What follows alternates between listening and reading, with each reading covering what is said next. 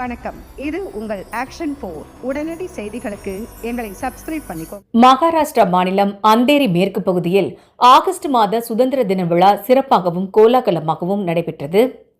அகில இந்திய தலைவர் SMU அந்தேரி மேற்கு அமித்ஷா மற்றும் மண்டல தலைவர் விஜய் பிரேம்சந்திரா ஆகியோரின் முன்னிலையில் விழா நடைபெற்றது.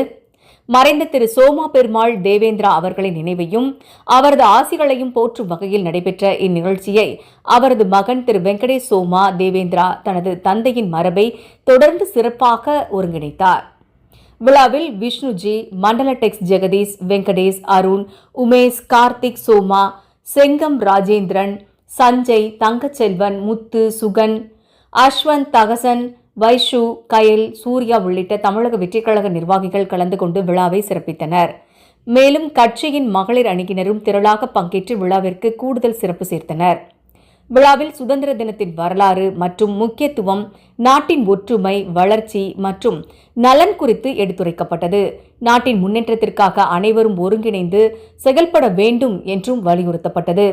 தொடர்ந்து விழாவில் பங்கேற்ற நிர்வாகிகள் மற்றும் மகளிர் அணியினர் ஒருவருக்கொருவர் சுதந்திர தின வாழ்த்துக்களை பரிமாறிக்கொண்டு தேசப்பற்று மற்றும் தேசிய உணர்வுடன் சுதந்திர தினத்தை மகிழ்ச்சியுடன் கொண்டாடினர்.